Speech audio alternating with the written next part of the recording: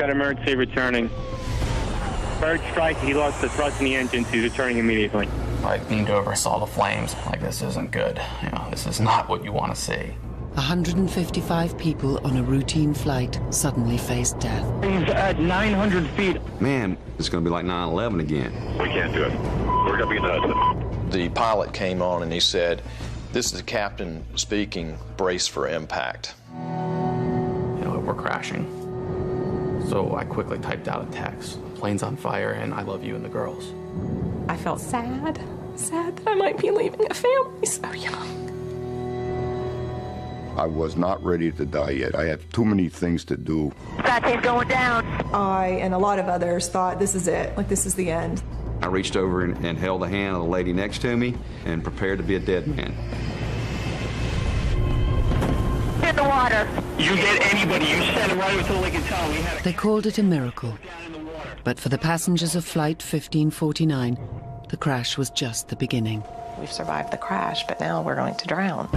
This is the story of what really happened on the Hudson.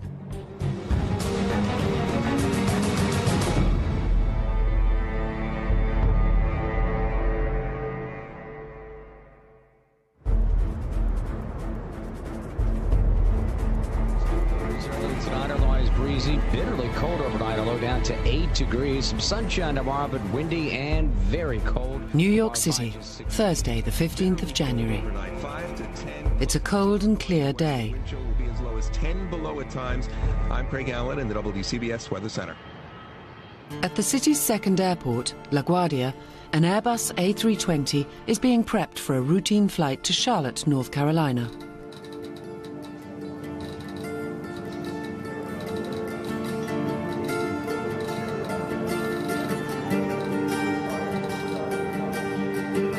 One regular commuter on the New York-Charlotte hop is business consultant Vicki Barnhart.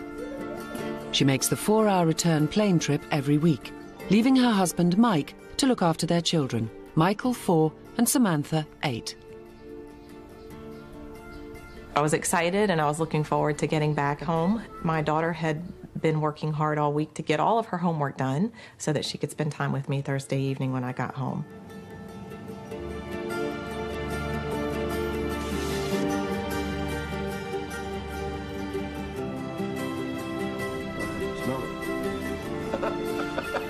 Robert Cullajay is a retired postal worker and proud grandfather from Massachusetts. He's heading south for a holiday with his 31-year-old son, Jeff. My dad's just a cool guy, you know. I just think of him as a friend.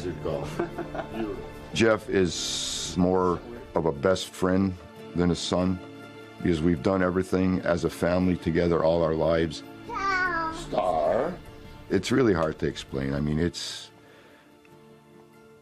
a total bond.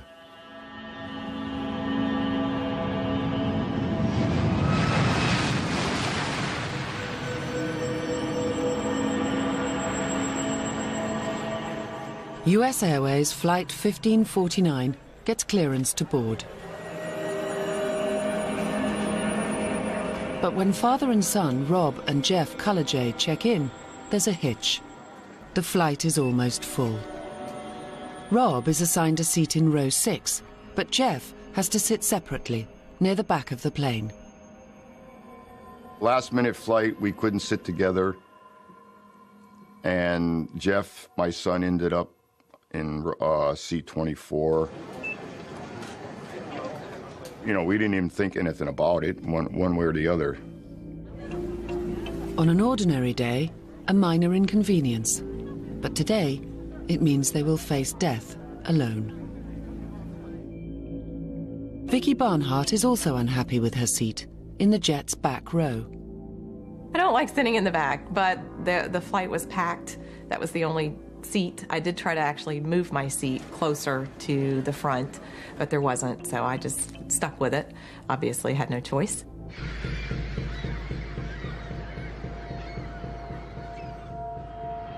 Ground Texas 1549, spot 28 taxi, please.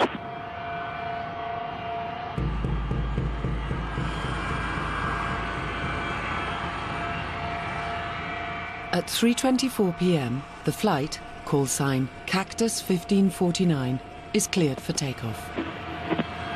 Cactus 1549 is squawk at 7134, and we're runway 360 at 5,000. Okay, 1549, LaGuardia clearance, feedback, correct, ground point 7, verify information, Papa. We have Papa, thank you, Cactus 15. The Airbus A320 takes off from LaGuardia's northeast runway. It weighs 66 tons, and its two engines have a combined thrust of over 40,000 horsepower. There are 155 passengers and crew on board.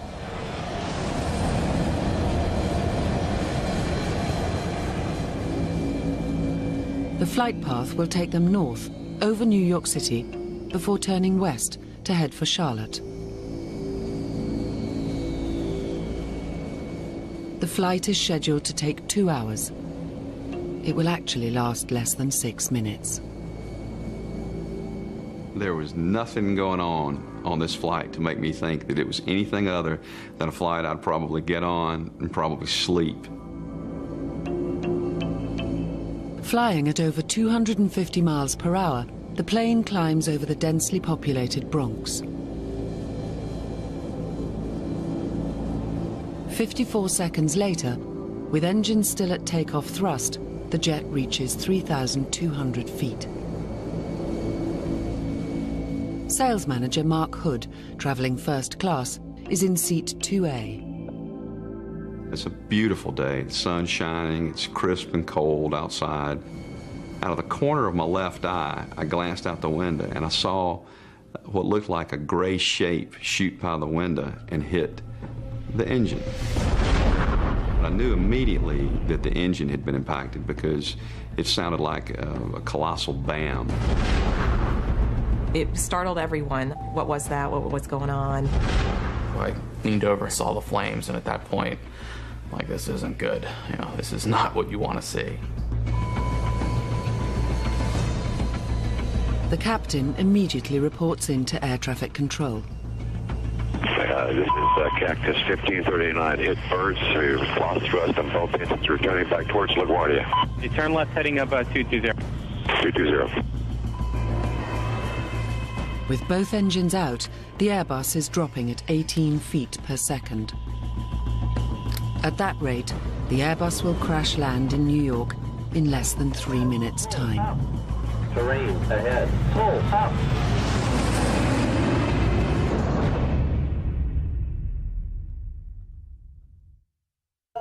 He's got emergency returning. 1529. He bird strike. He lost all engine. He lost the thrust in the engines. He's returning immediately. An Airbus A320 with 155 people on board is coming down over New York City after a massive bird strike took out both engines. The fate of the passengers and crew now rests entirely on the flying skills of Captain Sully Sullenberger, nicknamed Sully. Married with 2 daughters, he is 58 years old, just 7 years from retirement. He has flown for US Airways for nearly 30 years. The defining moment of his life and the lives of 154 other people is less than 3 minutes away.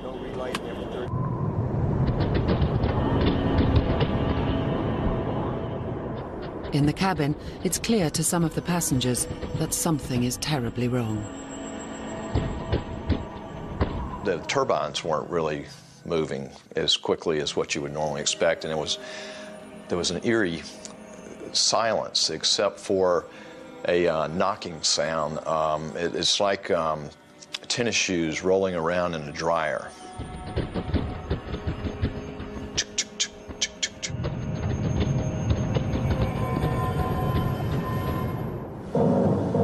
Okay, that was a bird strike. Now the power is beginning to roll back, indicating that we do have a loss of power on both engines. Former Airbus pilot Jay Joseph is flying a flight simulator, which is an exact copy of the Airbus A320 cockpit interior. It is programmed to simulate a jet's second-by-second response to a double-engine failure at 3,200 feet. Every flashing light and instrument display is what the pilots would have seen and heard when disaster struck Flight 1549. Terrain ahead. Now the co-pilot is executing the dual engine failure checklist at this time, attempting to get a relight on perhaps one or both engines. Okay, he's continuing with the quick engine start checklist at this point. While Captain Sullenberger flies the plane, the co-pilot works through the procedure in the Airbus manual in a bid to restart at least one engine. The point that the aircraft lost thrust on both engines, it was essentially a glider, a 140,000-pound glider.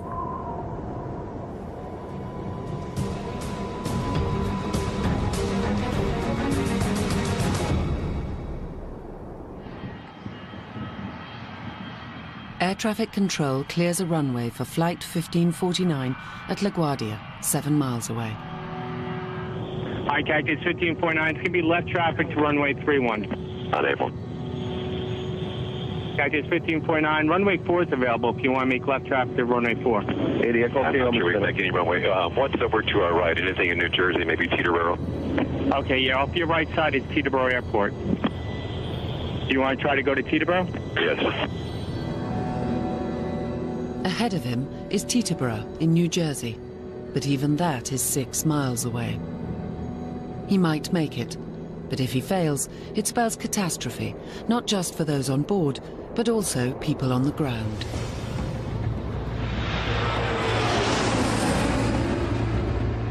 As a professional pilot, Captain Sullenberger is trained to be calm in any situation. But in a later interview, his inner turmoil becomes apparent. It was the worst, sickening, pit of your stomach falling through the floor feeling I've ever felt in my life.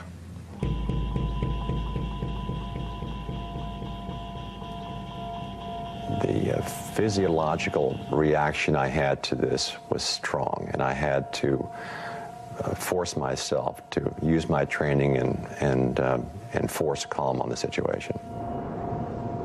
Flight 1549 will hit the ground in less than 2 minutes. Captain Sullenberger decides. LaGuardia is too far. Teterboro is too far. As he looks ahead, he can see one final option.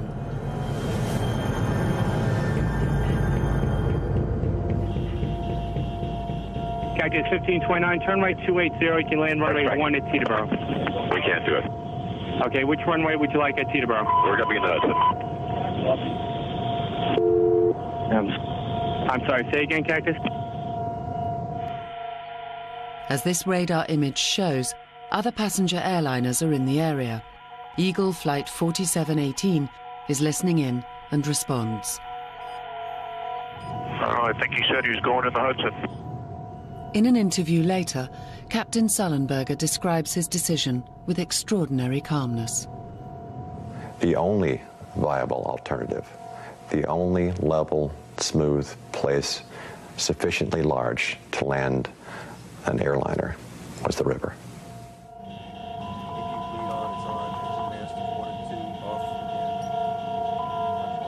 This has the potential to be catastrophic. To set himself up for an unplanned water landing is unprecedented. Nobody would have been thinking about that. Forced landings on water usually end in disaster. In 1996, an Ethiopian Airlines Boeing 767 cartwheeled on landing after ditching in the Indian Ocean at the end of a bungled hijack attempt. 125 of the 175 people on board died.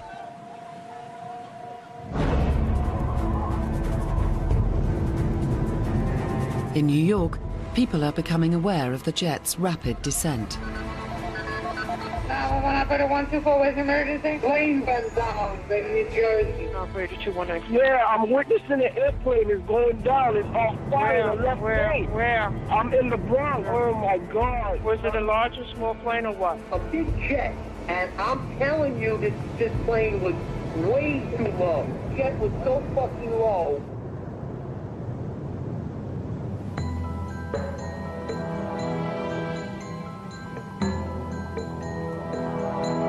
The captain has had no time to tell the passengers what he is attempting, but they know they are going down.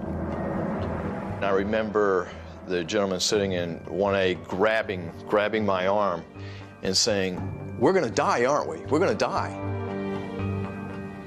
I'm thinking to myself, this cannot be happening. This cannot be real. This, you know, it was like a bad dream. Ditching in the Hudson is Flight 1549's last chance. But standing in the way is a 600-foot-high obstacle.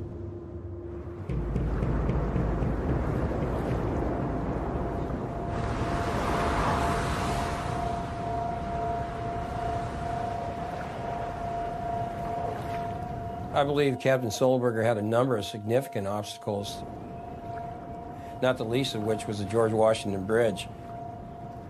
He had no options. That's what he had to work with. Terrain ahead. Pull up. Terrain ahead. Pull up. Terrain ahead. Pull up.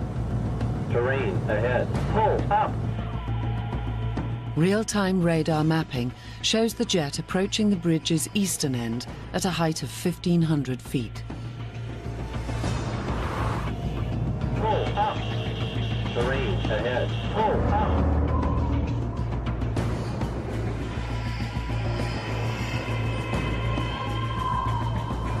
He clears it with just a few hundred feet to spare. The George Washington Bridge was not something that he had planned for in that approach, I can assure you of that. Emergency electrical power manual on. Whether or not he factored in the bridge, Captain Sullenberger navigates around it with extraordinary skill and makes a turn to line up over the Hudson.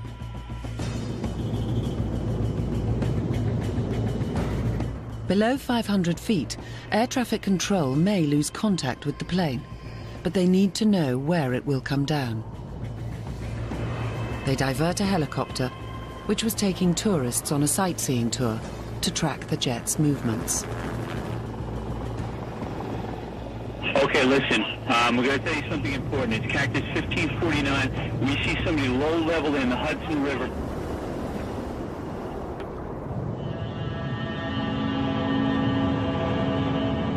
The young lady sitting next to me said, "We're going to crash, aren't we?" I said, "Yeah, I think we're going to."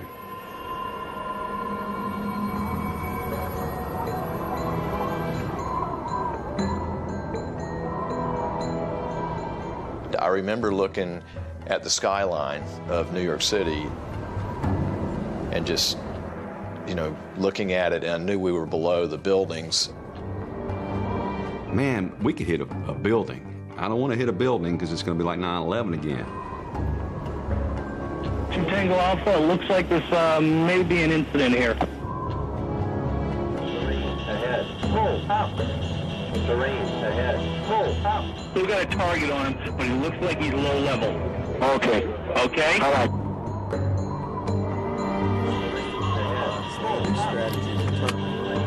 500 feet from impact, Captain Sullenberger makes the announcement no air passenger wants to hear.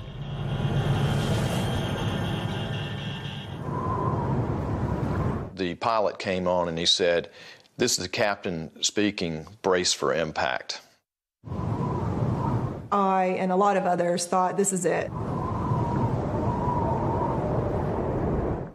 It was eerie that the flight attendants in unison kept saying, "Brace, brace, brace." And then it was a silence for a second. And then they said, "Brace, brace, brace." And it was very eerie. It was one of those moments that was out of an Alfred Hitchcock movie.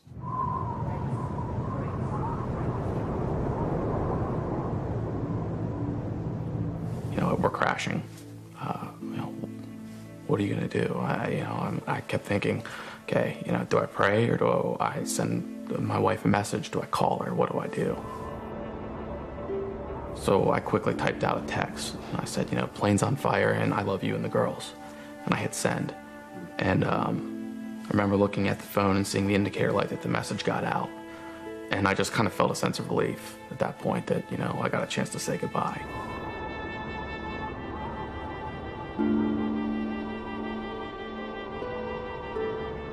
Life goes by instantly It's like, will I see this person? Will I ever talk to this person again?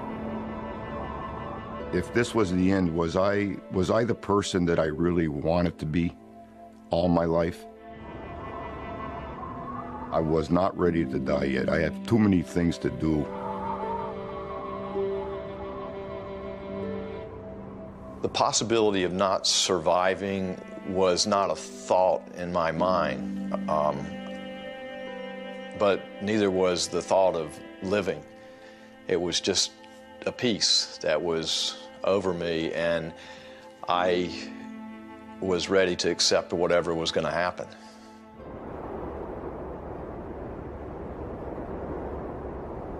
Two Tango Alpha, is he still flying? Still flying. I reached over and held the hand of the lady next to me and prepared to be a dead man. Going down. Two Tango Alpha, roger.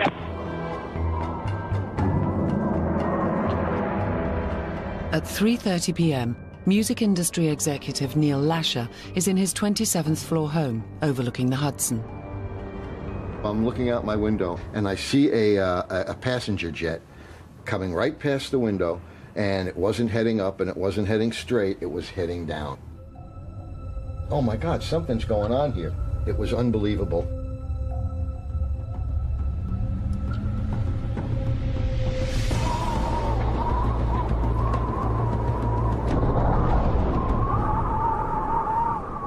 I had no idea when the impact was going to come or how much time I would have. I didn't expect there to be anything after.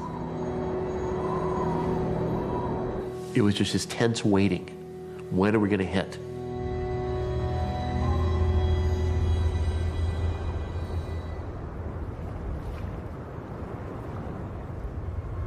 Saturday's going down. Roger.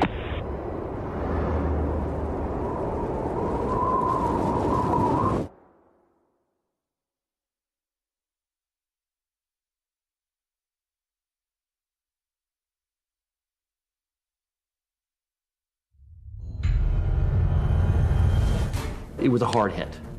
Absolutely the hardest landing I've ever been in. We hit the water, and you could feel a definite jarring.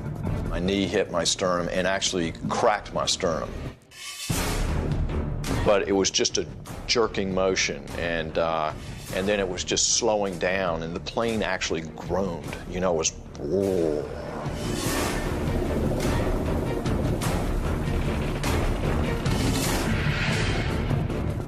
In the water. Roger.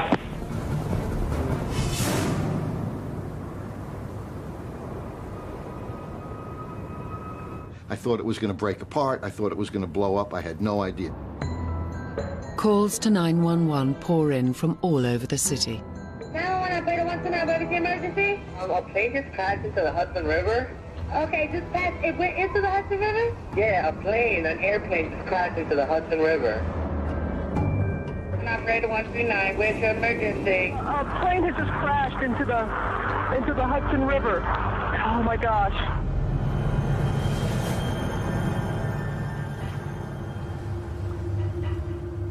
I was giddy with excitement.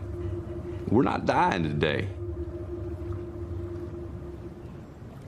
What nobody knows is that the impact caused a breach near the plane's tail. And that's not all. The Airbus is equipped with a system that seals all the aircraft's vents and outlets to stop it taking on water after ditching. The procedure calls for one of the pilots to press the ditch button above their head. But on Flight 1549, nobody pressed it. There simply wasn't enough time to press the ditch button. The fact that they got as much done with the amount of time available is unbelievable. When the engines failed, the co-pilot worked through a 3-page technical checklist in a desperate bid to restart them. It's the right procedure, but it's designed for a descent from 35,000 feet, not 3,000. The ditch button is at the very end of this particular checklist. They simply didn't have time to get to it. Now, with power to the controls lost, the switch will no longer work. This and the impact damage mean that water is flooding into the plane. captain of Flight 1549 has saved his plane with an incredible feat of flying. But in the heart of New York City, the passengers and crew must now cheat death for a second time. As the water is coming in so quickly, I'm starting to think, I may be drowning. This may be, you know, we've survived the crash, but now we're going to drown.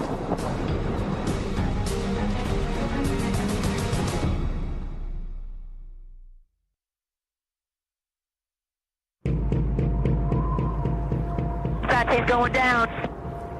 Roger. In the water. Roger. Having survived a forced landing in the Hudson River in New York City, the passengers and crew on board Flight 1549 remain in deadly peril. Thousands of gallons of water are flooding into the plane. No one knows it yet, but in just 24 minutes, the cabin and wings will be fully submerged. Anyone still on board will drown in the icy waters of the Hudson. Get me a police department helicopter if you got one on your frequency. Get me a police department helicopter if you got one on your frequency right now. We don't have one now. We'll make a call. You get anybody, you send them right over to the Lincoln Tunnel. We had a Cactus Airbus go down in the water. He's actually went down? He went down in the Hudson River, being the Intrepid there. He's sending out the rescue. Everybody's been notified, and just be careful with your arrivals, okay? Okay, good. Mike Whiskey. Within a minute of ditching, news of the incident is relayed to the crews of the Hudson's commuter ferry services. We got a call over the radio, plane in the water. So immediately I grabbed the radio, I said, we're on it. Do you have that Cactus in sight?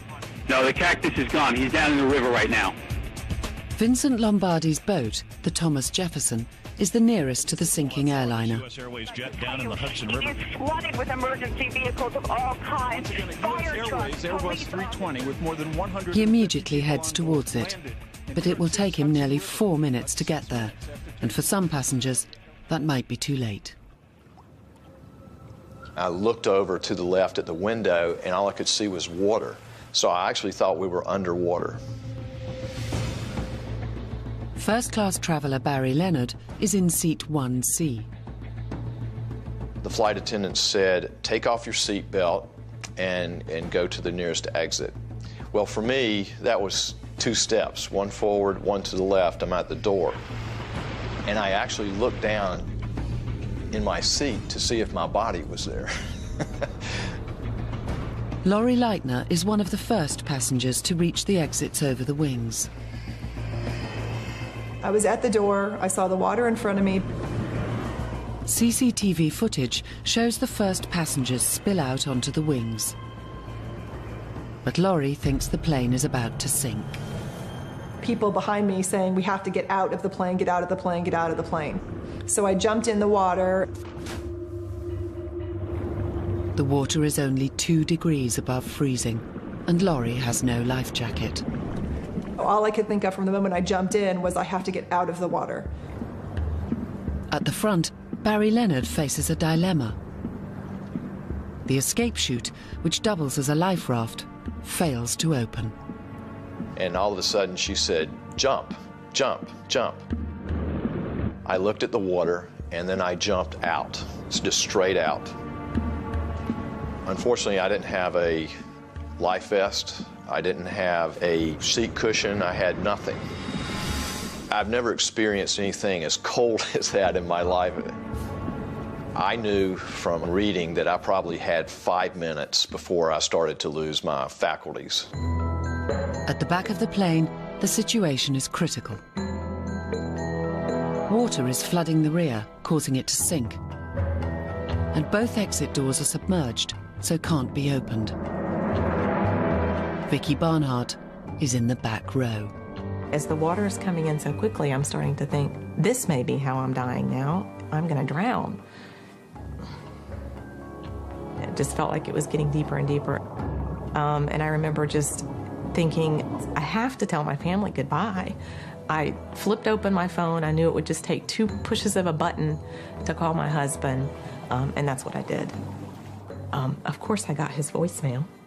I got a phone call from her. I just assumed that they were on the ramp and that she was going to be delayed.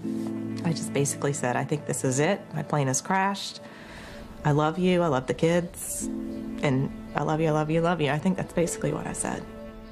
But about 15 minutes later, checked her voicemail, and that's when, she basically said, we've crashed. She was screaming into the phone. Everybody around her was screaming. I felt somewhat peaceful. But I was also sad that I might be leaving a family so young.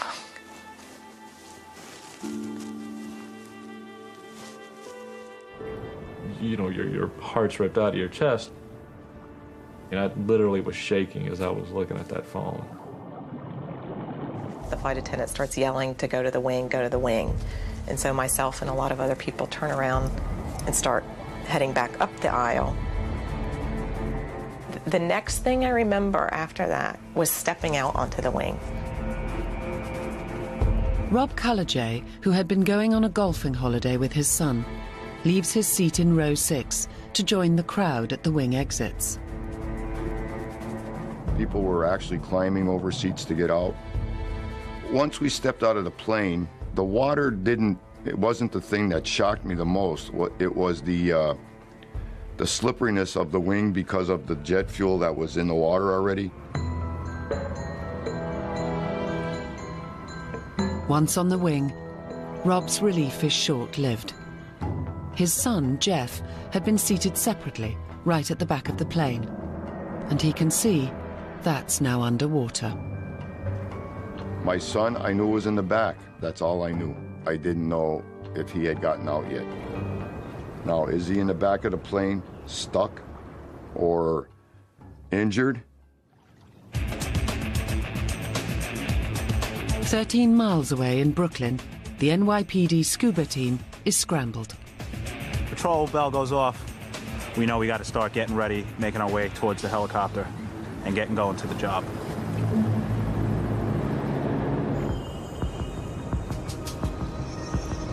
At the plane, several people have fallen off the wing or jumped into the water. And you could see the fear and terror in her face. And I said, "Miss, don't give up." I actually slid down into the water off the wing and grabbed her and pulled her onto the wing, yelling all the time, "You're going to make it, you're going to make it." Nick Gamache is one of the last to reach the plane's forward exits, where Captain Sullenberger is ushering people into the rafts. He was just kind of standing there, and he was the picture of calm. I mean, we just crashed a plane, and here he is. I mean, he's wearing his captain's jacket. And he was, just telling people, get into the rafts, get into the rafts. And he was yelling at people from the back to come up to the front. After jumping out of the plane without a life jacket, Barry Leonard tries to swim to the shore, but then has doubts. There's no way that I could make it to either shores. I will not survive. I honestly just turned around and started swimming back to the plane. The front life raft on Barry's side of the plane has finally deployed. Freezing and in a state of shock, Barry is pulled onto it. There was a pilot that was sitting on the side of the raft, and he said, "Sir, you have to get out of your clothes. You're going to freeze to death." He actually took his shirt off of his back and gave it to me. Well, I thought it was just incredible that he had given me his shirt. 3 minutes and 40 seconds after impact, the first ferry arrives at the scene. As I pulled up to the plane, guys were cheering, women were crying. My guys started handing out life jackets. We tried to get as much out there in the water as possible in case somebody slipped off a wing or one of the rafts deflated. People's lives were dependent on us. Deckhands help Vincent carefully maneuver his ferry as close as possible to one of the wings. They were giving me hand signals, 3 feet, 2 feet, stop. But the plane is in the middle of the river, where the current is fastest, making it a constantly moving target. So it's an ebb tide, and we're just on the south side of the plane, and the plane keeps turning in to my starboard side. As a second ferry arrives, another problem emerges. The boats aren't designed as rescue vessels. Their decks are nearly 7 foot above the water, too high for the passengers to reach. The boat crews throw down nets and rope ladders. As passengers begin to scramble up from the wings, a new danger looms at the front of the plane. The back of his boat was starting to swing towards the people in the lifeboat, and we all start yelling at him to stop, stop, stop, because he literally squished into the lifeboat and was making it kind of push up a little bit. And I thought, oh my gosh, you cannot injure those people. The ferry makes a lunge at us, not on purpose, obviously. So we were yelling at him saying, you know, stop, stop. The emergency slides, which double up as life rafts, are still tied to the plane. We wanted to cut the raft loose from the plane, so if the plane went down, it wouldn't pull the raft under too. We immediately said, throw us a knife. Mark Hood is in the same life raft. The ferry came back, tossed the captain a knife. The captain cut us loose, and we began to float free. 60-year-old Rob Cullajay has been on the wing for over 4 minutes. His only hope is to climb up onto the ferry. I scooted up this makeshift ladder. At that moment, I was petrified because of the fact that I didn't see my son. I saw everyone else but except my son. One of the officers said to me, there may still be bodies in there, we don't know. Hundreds of New Yorkers are witnessing firsthand another major catastrophe in their city, and some of them are filming it. Definitely a plane. The top tail. Yeah, there's a life raft with people in it. In this previously unseen footage, workers in a Manhattan office block capture the dramatic scenes. But it didn't go under. It's still above the water. It's still, I see the cockpit. Don't stop recording then. You can sell that to the newspaper.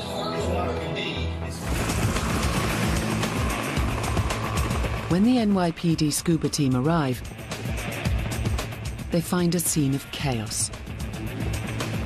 7 boats, including a US Coast Guard vessel, are pulling people off the rafts and wings. But there are also people struggling to stay afloat in the freezing water. A passenger captures the helicopter's arrival on his mobile phone. I remember climbing up the ladder as the helicopter showed up, and it was kicking up spray and dust, and I just remember thinking, you know, here I am climbing up this ladder, and the wind shear from this helicopter is going to drop me into the river. When we got down lower to the water, we saw that one victim in the water, and I said, that's who needs the immediate help. That's the person that we have to get to first. And I knew that I can get to her much faster if I didn't have a tank on. Mike just gestured to me. He goes like this. He made the split-second decision to take off his gear, and we collaborated and decided one with, one without. In the crush around the sinking plane, the helicopter can't get lower than 20 feet. Ordinarily too high for the scuba divers to jump. There's a lot of things going through your head, but the one priority is getting in that water as fast as I can and getting to that victim. Detective Delaney knows that if he delays, the woman could drown. He makes an instant decision. Detective Delaney went in first, and he took off. Detective Rodriguez follows his teammate into the water. We swam up to her from the side or the back, and she was in a bit of a panic. She was frightened. I told her to let go of the net. You're gonna have to trust me. And she then thought that the ferry boat was gonna roll over us or you know, run us over. We both swim her over to the closest platform, which is a rescue ladder with a platform that one of the ferry boats deployed. Now she's taken care of. And now, you know, the mode turned towards the plane. We got to get to the plane. We're at this point, we're thinking there's definitely victims inside. As the divers continue their search, ᴅᴜᴄᴜ is safely on a ferry. But he has been separated from his son, Jeff, ever since boarding the plane. I still hadn't seen my son yet. Your mind plays funny games with you. And I start seeing my son as a little toddler again. Things go through your mind that I'll never see him again. Life ended too early for this kid. The plane is now just 13 minutes away from sinking.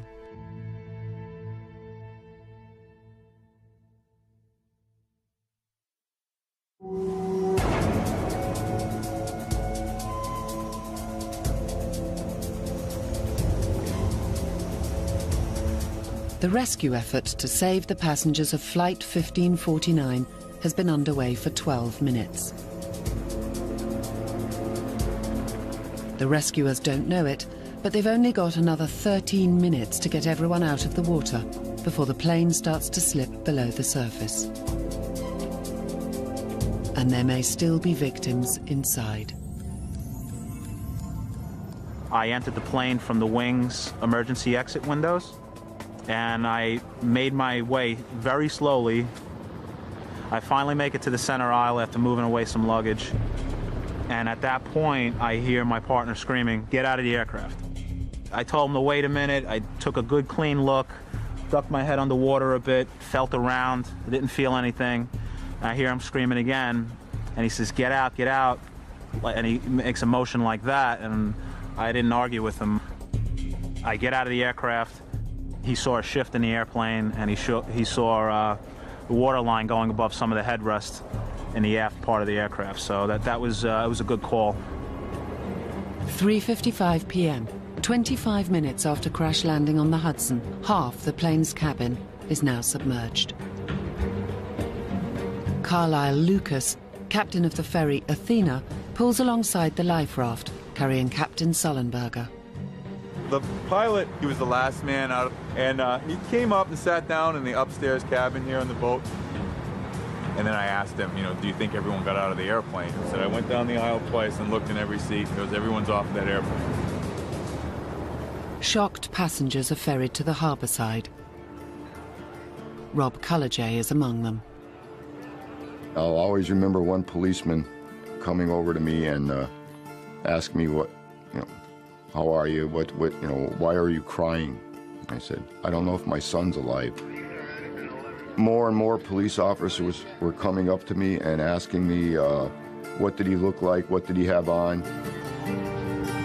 As police search for his son, Jeff, Rob is recuperating at a temporary aid station on the New Jersey side of the river. It's almost 4 hours since Rob last saw his son. He is beginning to lose hope when suddenly there is a phone call.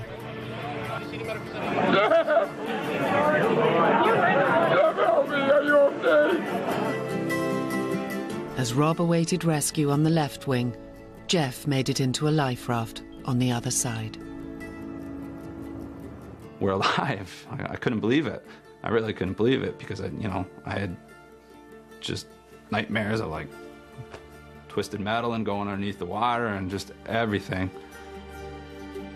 Father and son are finally reunited. We just shared a big hug, and it was just really a cool feeling. Very emotional. He's saying, Dad, please, don't cry, don't cry. Didn't want to let go, and just told each other we loved each other, and just couldn't believe that what just happened. The odds of surviving something like that were a bazillion to one. An investigation into the crash is underway and has confirmed that the impact caused a breach in the plane's rear bulkhead.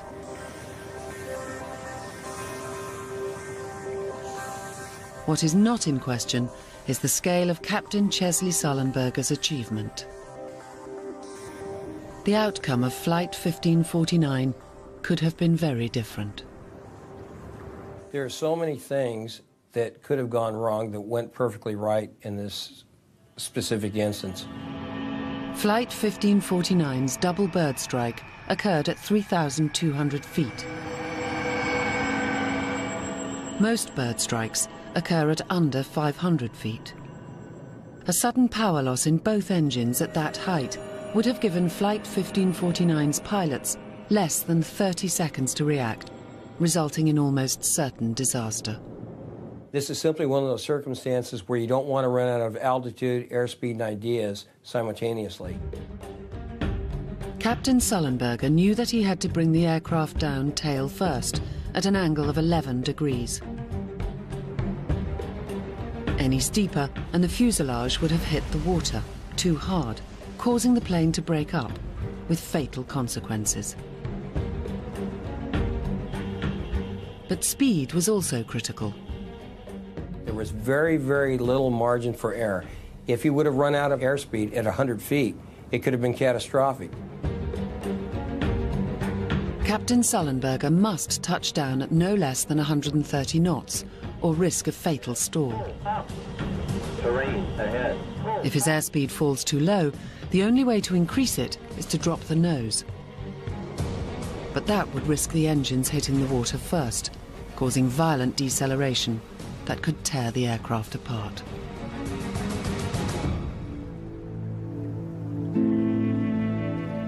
The passengers who survived Flight 1549 are already finding that the crash has changed their lives in unexpected ways.